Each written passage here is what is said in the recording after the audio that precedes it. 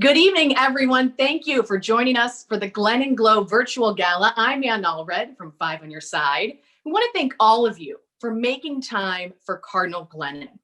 All the proceeds that we raise tonight will go directly to the Costas Center, to the families and the children that are fighting every single day so they can continue to get the best care and we can continue to give them hope.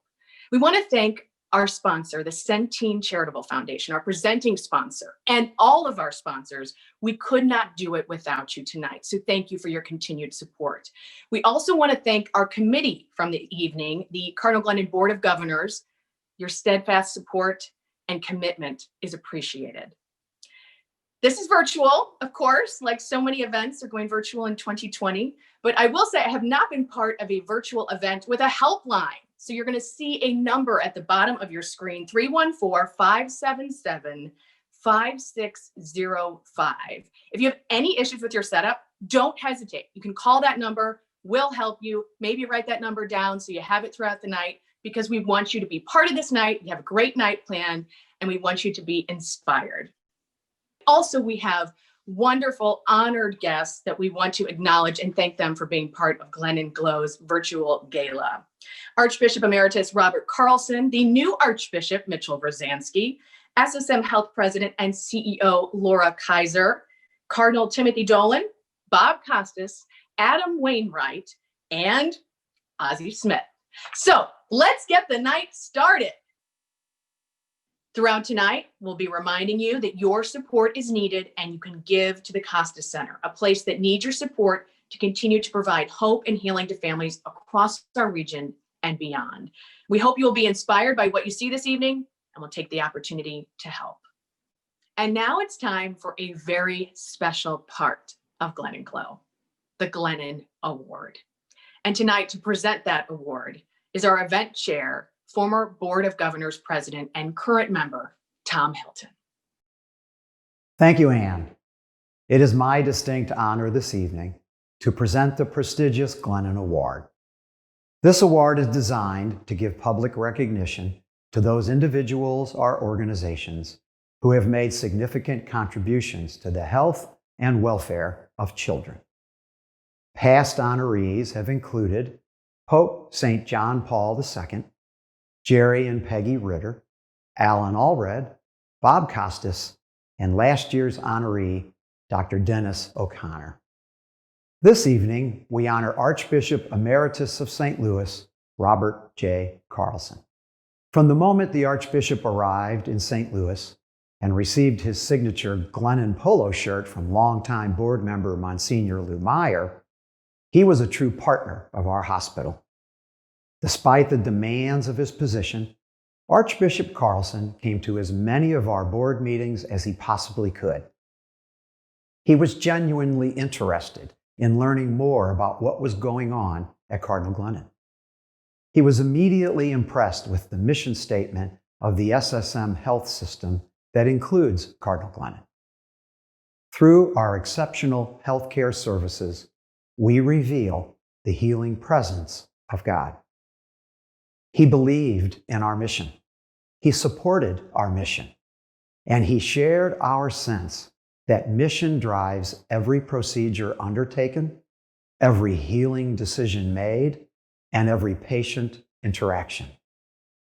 He believed strongly that our mission recognizes the fact that every person is precious and is to be treated not just with respect, but with reverence. He felt, as we all do, that our doctors, nurses, staff, and volunteer corps personify the mission of Glennon, and that their tireless dedication goes beyond healthcare to human care, whether it be a gentle word of encouragement, a hug with outspoken words, or walking with a family down a road not traveled before.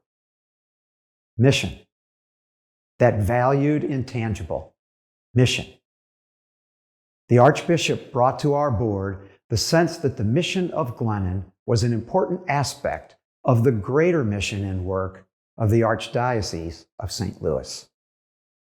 Archbishop Carlson was very involved in getting the parishes of the Archdiocese more on board with Glennon Sunday, that 1 week of the year when the second collection at all parishes goes to support Cardinal Glennon. There are many ways I could describe him. First and foremost, a priest, faithful shepherd of the Archdiocese of St. Louis, dedicated chair of the board of the Cardinal Glennon Children's Foundation, engaged and interested board member, champion of children, avid supporter of our hospital's mission, and friend to us all. Of course, I'm not the only one that shares these sentiments. I'm pleased to welcome Laura Kaiser, President and CEO of SSM Health, who would like to say a few words. Good evening. It is my great honor to join you in support of this wonderful event benefiting the children and families served at the Costa Center. I am also delighted to help recognize and celebrate Archbishop Emeritus Robert Carlson as we honor him with the Glennon Award tonight. Thank you, Archbishop Emeritus Carlson, for being such a wonderful advisor and partner to SSM Health over the years. Your deep compassion for all those in need and support of our healing ministry has been unwavering. We are eternally grateful for your leadership and generosity, particularly in serving as Chairman of the Board of Governors for SSM Health Cardinal Glennon, and for supporting our annual Glennon Sunday campaign. Thanks to you, the Catholic community has come together year after year to help us ensure no child is ever turned away. You've made a lasting impact across the entire St. Louis community. Your love of people, commitment to social justice, and faithfulness in shepherding the Catholic community is inspiring. The extensive fundraising you've led for Catholic schools, parishes, and healthcare services has been invaluable. Thanks to you, these ministries remain strong and vibrant even during these challenging times. We wish you a long, healthy, and joyful retirement. May God continue to bless you and the beautiful work you've cultivated for all of us to carry on together. This is Archbishop Mitchell Rozanski. As the new Archbishop of St. Louis, I have been immediately impressed by the incredible generosity of the people of St. Louis. It has been through that generosity that the great work of Cardinal Glennon Children's Hospital has been able to continue. So please, keep doing what you are doing. When I first learned that my predecessor, Archbishop Robert Carlson, is this year's Glennon Award recipient, I was overwhelmed with joy. It also made complete sense to me. Archbishop Carlson's kindness and generosity in welcoming me to this diocese made for an easy transition. In that transition, I was able to learn how involved he was with the work of Cardinal Glennon Children's Hospital. I was told that 1 out of every 5 children diagnosed with cancer in St. Louis lives in poverty. And knowing the tremendous cost in treating the disease, Archbishop Carlson's work has been pivotal in ensuring every child gets the help they need from Cardinal Glennon's Children's Hospital. My congratulations go out to my brother Archbishop Carlson in receiving this award. My gratitude is with all of you who are so generous in ensuring the work of Cardinal Glennon Children's Hospital for years to come. Hi, everybody. Timothy Dolan is my name. I happen to be Cardinal Archbishop of New York, but I am a proud and grateful St. Louis boy. So I am happy to be with you this evening with so many friends. Why? Because I love Cardinal Glennon Hospital for Children. I've been proud of that for as long as I can remember.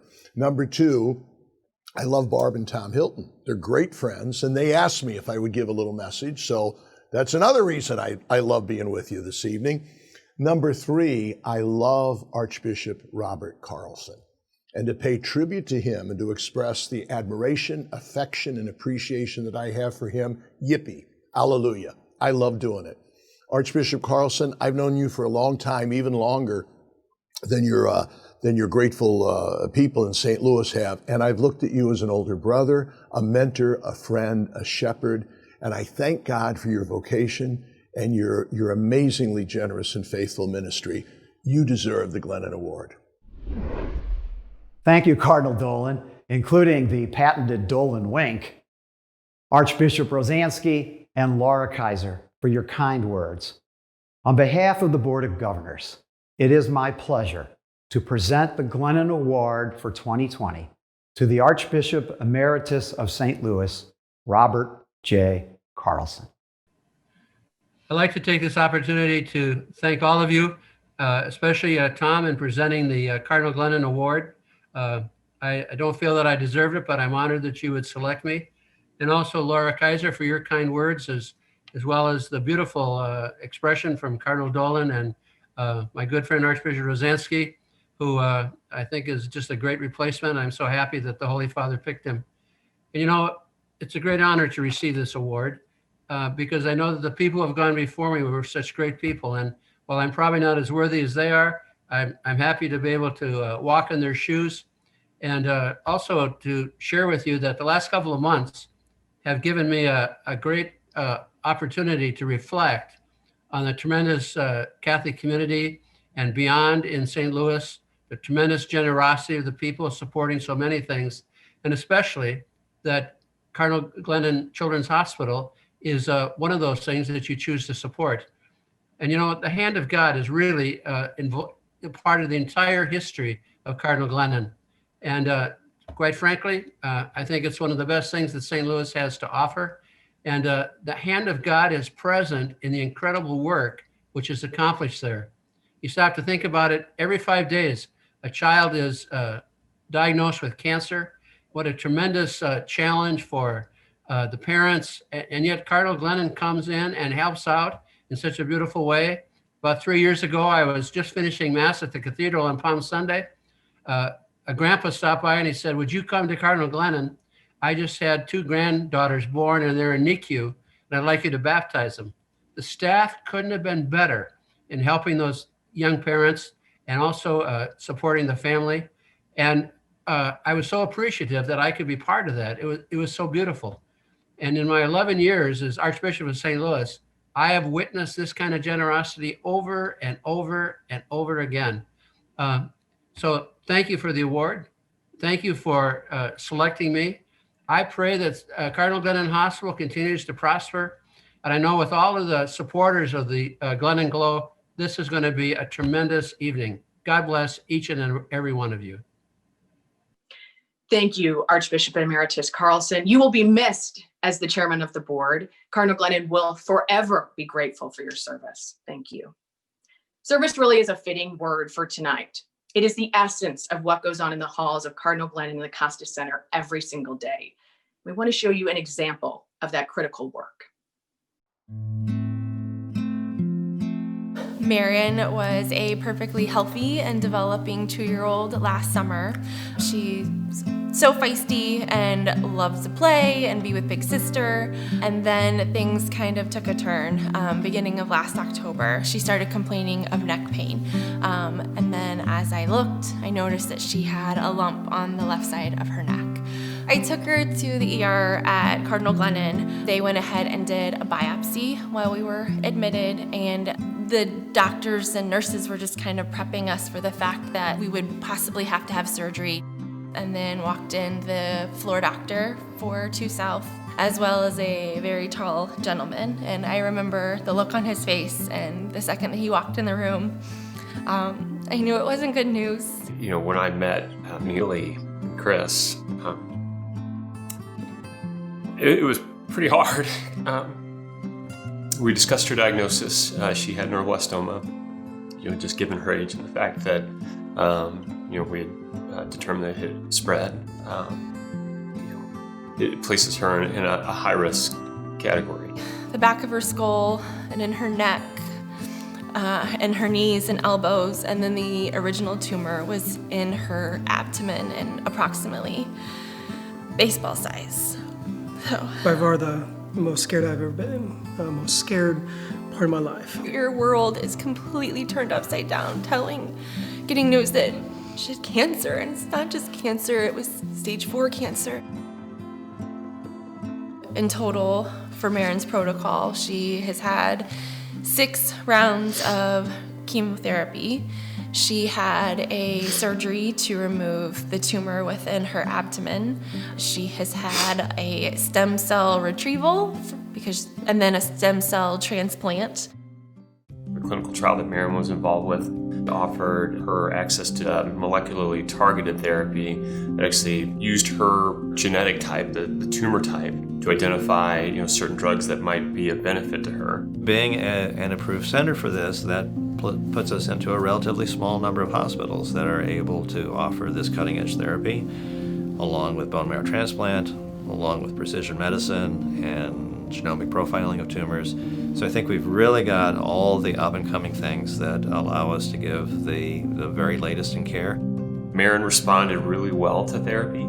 She ended up having a successful surgery to remove her primary tumor after all the metastatic disease appeared to have disappeared. We were ecstatic to find out that Maren was considered cancer-free or no cancer detected. We had scans scheduled for October 16th. And the weekend before scans, Maren started complaining of a headache. I said, we're going to add another set of pictures just to make sure. I was hopeful too, but mom knew. And unfortunately, the scans that we got a few weeks back showed that the tumor had come back. He was crying, and we were too. It's like hearing the cancer diagnosis over again, and it's just awful. Yeah, it was awful enough to hear it once, but to hear it the second time, it gutted us. It really did. We have 10 weeks total of treatment, 2 weeks radiation, 8 weeks chemotherapy, and we'll do scans again in January, and we'll see where we're at. But hopefully we'll have good news again, and hopefully we can celebrate to be cancer-free. There's so many new things that are coming, down the road. We're just learning so much more about the biology of, cancer, and what makes, what makes these diseases tick, and that is translating into amazing therapies that were science fiction just 10, 15 years ago. I think being able to offer these families these therapies, it just gives them hope. And, that's one of the best parts about doing the job that I do. Cardinal Glennon has just provided the most amazing care for Maren, medically, as well as providing support to our family, and just the convenience of having it in our backyard and knowing that we're getting the utmost care. To take a child and a family, uproot them for 3 months, 6 months, even longer, to go out of state, to get something that's important to save their child's life, that's a big deal when they're already suffering from the disruption of their lives. It's the proverbial village, taking care of, this one child, Maren, and then many, many other children like her. And without the support of the folks that are, at the Glennon Glow and who make the effort to not only learn about the work that we do, but then take the next step and support us, none of this work could be done. Efforts like this are going to be important, taking care of kids like Maren and all the kids in the future that are just like Maren, who deserve the best.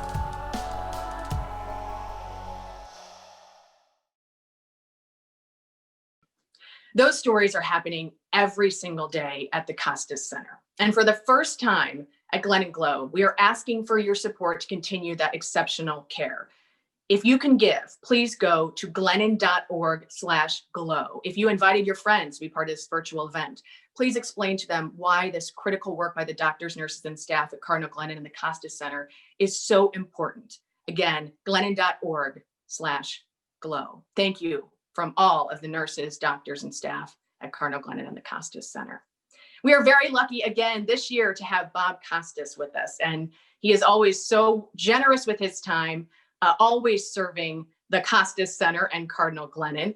And when he was approached by the wonderful people at Cardinal Glennon about this year and this virtual event, he said, I have an idea. That idea was born out of one thing we can all agree on in 2020, and that is our love for the St. Louis Cardinals.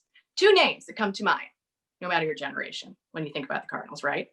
Ozzie Smith and Adam Wainwright.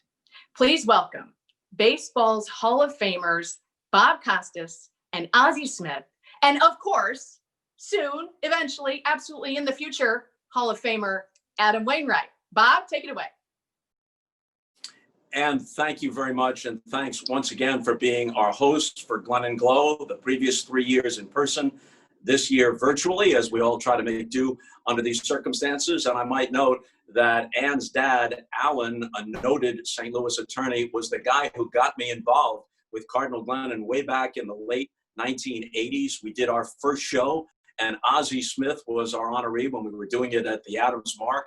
Jerry Seinfeld came to be the entertainer, the first in a long list of A-list entertainers, comedians, and musical guests who graced first the hotel aspect of it, and then for many years at the Fox Theater. And that's been one of the great aspects of my life in St. Louis, being part of Cardinal Glennon and being able to help the great work that they do. And also our congratulations to Archbishop Emeritus Robert Carlson upon receiving the Glennon Award. Thanks to the very talented Justin Willman for getting us going tonight and putting us in the right frame of mind.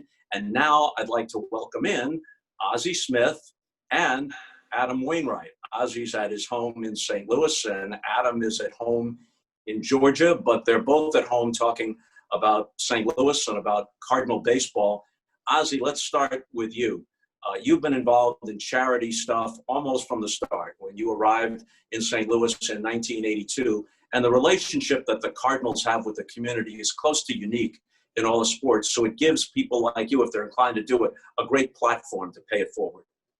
It certainly does. And as you mentioned, Bob, you know, the first event that I did with Cardinal Glennon with Jerry Seinfeld, it was one of the first very big events that I had an opportunity to be a part of, and it was so much fun. And I've tried to lend a helping hand whenever I could. And I think that's one of the unique things of being here in St. Louis and being a part of Cardinal baseball, understanding the important part that we play in the community and bringing people together. And Cardinal baseball has always been that. It's always been important. The Cardinal organization has always stressed the importance of being a part of the community, and I think that's what makes this place so special. Adam, you were the co-chair for several years of Homers for Health.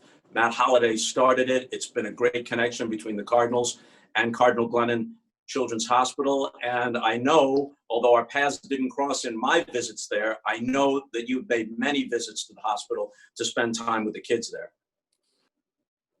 Yeah, we have, and as Ozzie stated, you know, being a St. Louis Cardinal, a lot comes with it. It's a lot more than just what we do out on the field. I think St. Louis, if I'm not mistaken, was rated the #1 most charitable city in the United States, and I feel like that feeds into our players a lot also. You know, I mean, if you look at some of the awards given out for charitable players over the last 10 or 15 years, you know, the Cardinals have a pretty good hold on that, because there's just this charitable feel that you just feel like you want to go out into our community and do great things. And I think that comes from our great fans who want to go out and do great things with us in the community and see people thrive and prosper. And when we get to go into the Cardinal Glennon and visit those kids and just see their smiles lit up and their families' faces lit up for the first time in maybe a couple of days, you know, maybe it's been a hard struggle with them, but luckily there's incredible facilities over there that are just doing an amazing job every single day, making life better for not just the patients, but also for the patients' families, which is a big part of it. But bringing a smile to the faces of those people in there, those wonderful kids that didn't ask to be put through anything like that. They didn't sign up to be put through some of the things they're doing, and they're just persevering, and they're doing such a great job. And places like Cardinal Glennon are really making those kids thrive in the world. You know, I've always said about Cardinal Glennon, it's first-rate medical expertise, but that's the head. The heart is also part of it. A hospital can be a very daunting place, especially for children and the parents of children who are in dire circumstances in many cases. But when you walk into Cardinal Glennon, there's a feeling that it isn't a cold hospital environment. It's something that puts the children at ease, relatively speaking, and their parents. There are emotional aspects to this as well as medical aspects, and the staff, from the doctors on through the administrators and the volunteers, they all do a great job with that. Let's shift gears to baseball here. The history of Cardinal baseball is as rich as that of any team.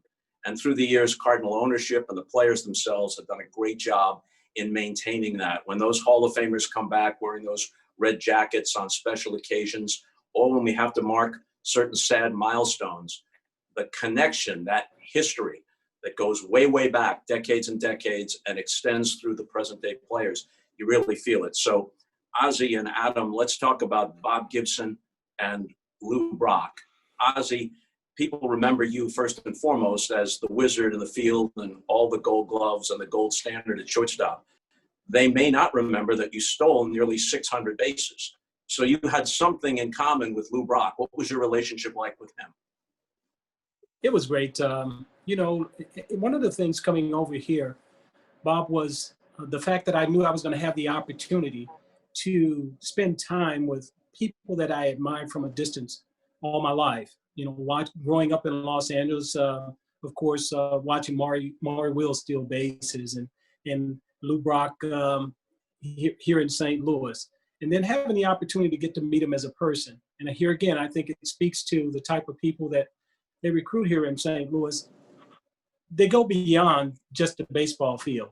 Lou was a community guy who understood the importance of giving back, and just a superhuman being. I don't think that there was ever a day that I never saw Lou with a smile on his face. Mm-hmm. And you know, Lou and Bob, and I'm sure we're going to talk about Bob here in a little bit too, but those guys came up through some very turbulent times, but and had a lot to deal with, and they were afforded me and all the other African-American players the opportunity to experience this great game of baseball. And through it all, you know, Lou was always smiling, always had a smile on his face, and always understood the importance of allowing the fans to feel a part of what it was that we did. We'll come back to Ozzie in a second on Bob Gibson, but let's throw it over to you, Adam. I know that you had a personal relationship with one of the greatest pitchers of all time. I did. And Lou also, you know, it's a sad year, you know, for many millions of reasons, but 2020 has been tough on the St. Louis Cardinals just because of the two legends that we lost. And I think being a current player with an organization that's in my mind, a top 10 organization in all of sports, in the history of sports, not just baseball.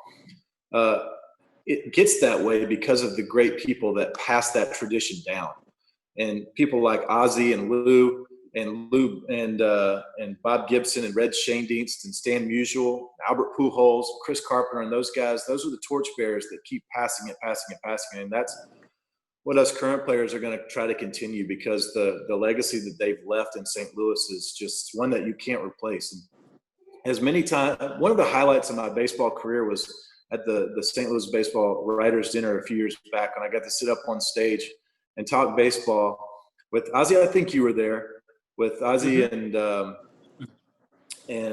Lou and Bob Gibson, and I'm missing one or two others, but it was just, I felt out of place because I was just with all these legends, you know, and they were telling all these amazing, great stories, you know, that you just don't hear stories told like that anymore. They're just true storytellers. But I'll echo what Ozzie said about Lou Brock, because what Lou, you know, I had great talks with Bob. He taught me the tenacity that comes with pitching, and he's just probably one of the greatest, if not he had the greatest pitching season of all time, hands down, no question about it. But one of the top arms in the history of the game. But my favorite was Lou. I mean, you know, just he was the first guy I ever met walking into the St. Louis Cardinal spring training complex. He had a smile, like Ozzie said, every single day, and he was so positive and encouraging. And every time you tried to brag on him for how great he was, he always turned it back on you. The humility that he showed was just something we as players always want to try to model. You know, Oz, when we think of Lou Brock, we always say the smile on his face, the bounce in his step. Bob Gibson had a different persona as a player. And the first time I interviewed him, maybe 7, 8 years after he retired as a player, I was never more intimidated talking to any athlete, but he put me immediately at ease. Joe Torre was the manager then in Atlanta, and Bob was his pitching coach, and Joe kind of greased the skids for me so that I had a favorable introduction. But once you got to know Bob Gibson, not only was he different from that intimidating presence on the mound, he was one of the nicest people you could ever meet and a very thoughtful man. He listened to what you had to say. He knew who he was. He didn't have to boast on himself. He cared about you. That's right. He was, both of those guys, Lou and Bob, were very cerebral. I mean, when you got into a conversation with them about their craft, they knew their craft. And I think it's what made them special. I think Bob, I always say about Bob, there were 4 guys. There was Bob Gibson, Eddie Murray, Andre Dawson, and one other that had the look. And the look was a defense mechanism to say, you know what, I don't want you close to me. I'll let you know when it's okay for you to get close to me. But once you're able to get past that defensive mechanism, you find a very caring. Bob had a golf tournament in Omaha for a long time, and I got to attend that, for 10 or 11 years that he had it and stuff. And he really cared about people. And here again, I think it just carries over to what the Cardinal organization was all about and the importance of giving back. Adam, you have a specific recollection about either Lou or Bob? Some specific anecdote? You know what my favorite thing to do is in spring training when they would come in and they would walk down the right field line from the clubhouse to the dugout. It was just so cool to see them interact with the fans. And all our amazing red coat veterans come in and they do just a great job interacting with the fans. And you can tell, and Lou and Bob would spend time and they signed good signatures where you could read their whole names, which is, I feel like, important. And they would spend time talking one-on-one, eye to eye with the fans down that line. And that's just something that I hope our young players acknowledge. That's a big thing to be a Hall of Fame baseball player in the National Hall of Fame, but also the Cardinals Hall of Fame, living legends, also spending the time to pour into other people.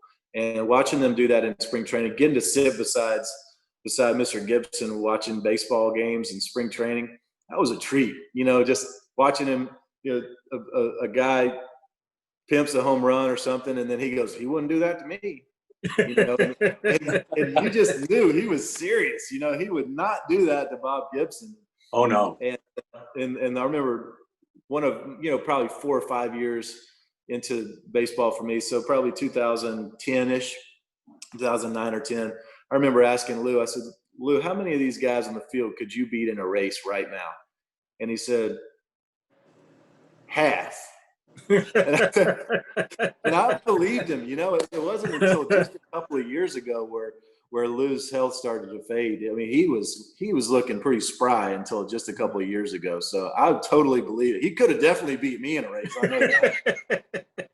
Well, that was sort of like beat you in Yachty. Oh yeah. That was sort of like the old Stan Musial story when someone asked him, this was around 1980 or something, the game has really changed. What do you think you would hit today? And he says, I don't know, about 275. And the interviewer shocked, 275. You see, you got to remember, I'm 70 years old. That's great. Yeah.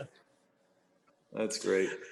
Ozzie, we don't want to sound like, hey, get off my lawn, but I was around the Cardinals throughout the 80s, Whitey ball, the 3 pennants.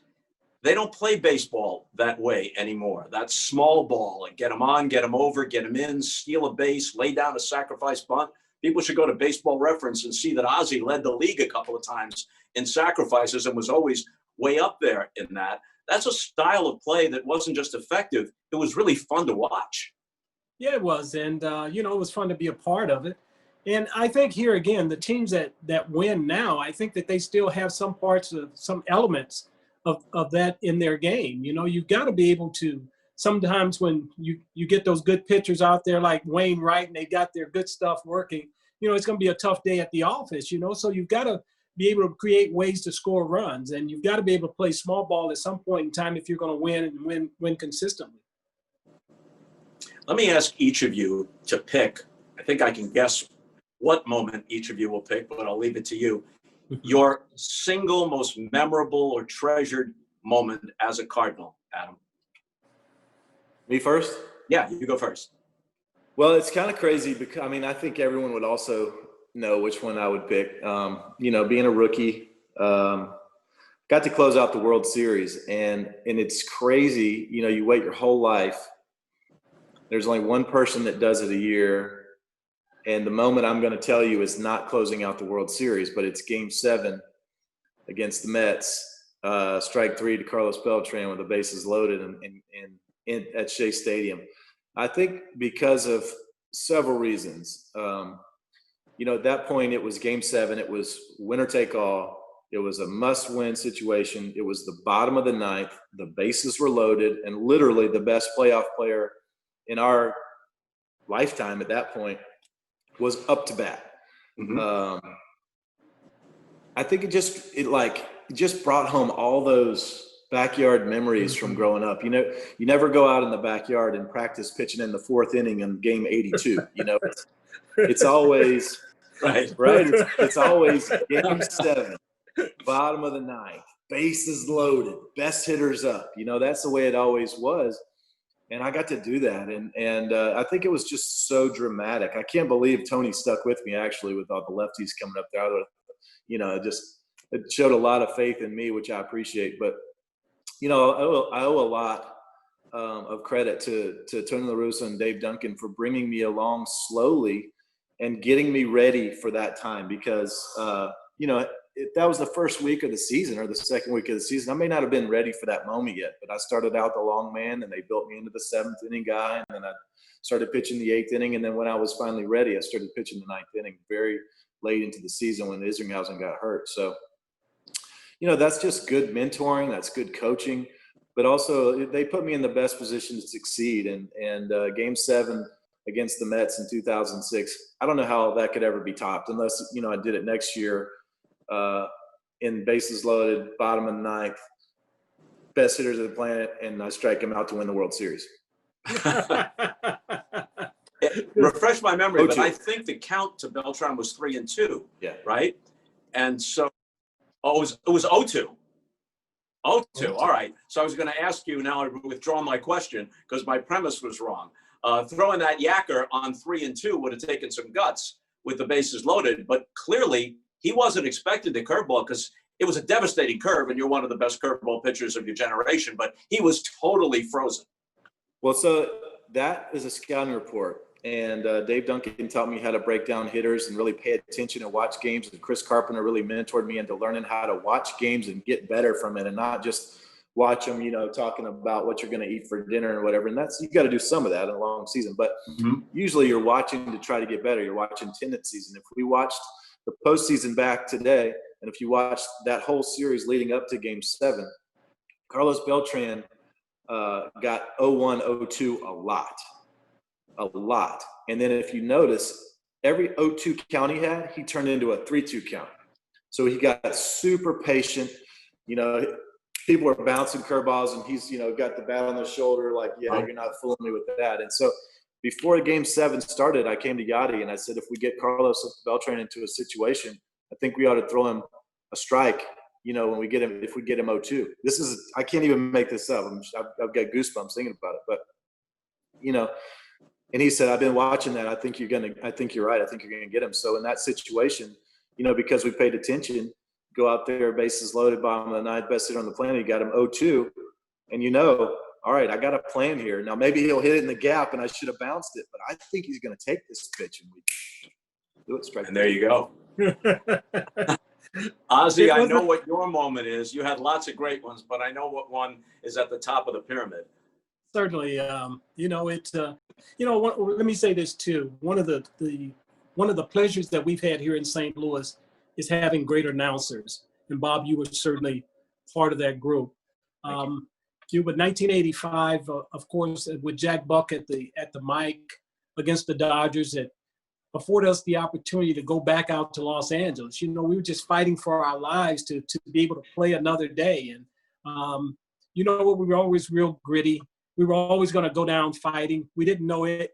We didn't know whether or not we were going to have that opportunity. And we had good enough pitching that day to hold us in there, because I think Fernando Valenzuela started, and it was always tough hitting against that guy. And then we finally got to the bullpen, and Neaton Fuhr, they'd always tried to get me out with hard stuff in, and I'd learned how to turn on the ball and work with Mackie Shieldstone and got a little stronger and stuff. And here again, I was just trying to get myself in scoring position, and I just happened to hit the ball in the ballpark, in the part of the ballpark where it hit the pillar, and we were able to afford ourselves another day. And then we go out to Los Angeles, and of course Jack Clark hits the home run off of Neaton Fuhr, and I guess we felt sorry for him, because the next year we signed him to pitch for us. Well, I was going to ask you about that. And in that game 6, although Clark's home run is what we remember, didn't you hit a triple off Neaton Fuhr as well? I came within inches. Yeah, I came within inches of lightning striking twice. And I think Willie and I were both on base at that particular time and stuff. So that was probably one of the most exciting times of my life, because at that point, I think people started looking at me as much more than just that defensive player. And I was able to contribute a lot more from an offensive standpoint. Okay, so Neaton Fuhr then becomes a Cardinal. And you've tagged him with the homer. Back-to-back games, his heart is broken. Homer by you, homer by Clark. Now he becomes a Cardinal. Carlos Beltran also became a Cardinal. So we'll get to Adam in a second. Did you guys have to sort of put it to rest? All right, give you some closure. Let's talk about it. Get it out of your system. Or was it never mentioned in the clubhouse? No, we talked about it, because you always have guys that are always going to mention, hey, Neaton Fuhr. You remember when Ozzie hit the home run off of it? They're always needling like that. But Tom was very good about it. And at that point, he was a teammate, So as professionals do, you learn how to deal with it and you move on. Adam, when Carlos Beltran joined the Cardinals, did you guys talk it out? We did. I want to say real quick, my favorite part of the Jack Clark video is the left fielder slamming his glove onto the outfield. Pedro Guerrero. Oh, man, that makes me die laughing every time. So, when Carlos came over, I called him just to tell him how happy I was and excited to be his teammate. I called him in the offseason and I said, hey, I feel like it's coming. I know how the media works and it's going to be asked, and I want to know how to answer this question. And I'm not trying to be, mean about this. I don't want you to, come in with a grudge or whatever, but do we talk about that? How's that going to go? And I didn't know how to ask the question even then. He said, hey, brother, stop right there. And I said, okay. And he says, that moment was a great moment for you. It was not a great moment for me. We should leave it in the past. I said, okay. There you go. You sound just like him. Adam, you sound exactly like him. We're about to wrap up, but we should give the folks a treat here, Ozzie. Jack Buck's great call. And Jack had so many great calls, but if you had to pick one, that's probably at the top of the list. It down to the comma. So go ahead. Smith corks one down the line. May go. Go crazy, folks. Go crazy. The Cardinals have won the game by the score of 3-2 on a home run by the Wizard. There you go. Adam, last question. Presented delicately. You've been a Cardinal throughout your career, Braves in the minor leagues, but your only major league team is the Cardinals. Your contract is up. Everybody watching this and beyond hopes you never wear any uniform except the birds on the bat. How do you feel about it? Thanks for having me on, Bob. I got to go, man. Oh, no, you know what? I'm waiting to hear. If anybody hears something, let me know. I'm a free agent. And at this point in my life, it's usually not good to be a 39-year-old free agent, but I'm enjoying my life where I'm at right now. My kiddos at home, I got a bunch of kids. I got 5 kids, Bob. I got tons of kids, So that's why I came in with my barbecue shirt on and my hat. I just came in from a basketball game and I'm just having fun where I'm at right now and waiting to hear what these teams think. I'd like to pitch another season. I feel like I got a lot more to give, at least one more to give. So I had fun last year. That was a great time for me to have some success, to really kind of build off of 2019, even though we only got to play for a couple of months. Those kinds of things just build your confidence. So I have no idea what's going to happen. I feel like we'd certainly have a few teams calling, interested in the old man. So I am staying sharp, I'm staying in shape. I'm playing catch already and feeling pretty confident. So we'll see what happens. But to answer your question, I can't answer your question. I wish I could. Sorry. Here you go. Adam, Ozzie, thanks for the time tonight. Thanks for all the thrills through the years. And thanks for all you've done for good causes in St. Louis, and in this case, especially Cardinal Glennon Children's Hospital. Adam Wainwright and Ozzie Smith. And thanks to all you folks for being with us tonight. And back we go to Ann Allred. What an incredible chat. Every time you see Bob Costas interview someone, you're just hanging on every word. So thank you to Bob, Ozzie, and Adam for being part of the evening. Ladies and gentlemen, thank you to all of you who are part of this event, helping support Cardinal Glennon Children's Hospital and all the work that they do helping children. We also want to thank again the presenting sponsor, Centene Charitable Foundation, and their continued generosity and support. We really rallied and were able to adapt, overcome, and improvise. We hope we came up with a good program for you. Thank you for your patience and understanding in all things. Sacrifice and excellence is nothing new for the hospital, and hopefully we honored that for all involved tonight. I think right now in these tough times, we all just want to be around strong and loving people. It doesn't get stronger or more loving than Cardinal Glennon Children's Hospital. Thank you for supporting the hospital. Please give, if you can, glennon.org/glow. Thank you for being with us.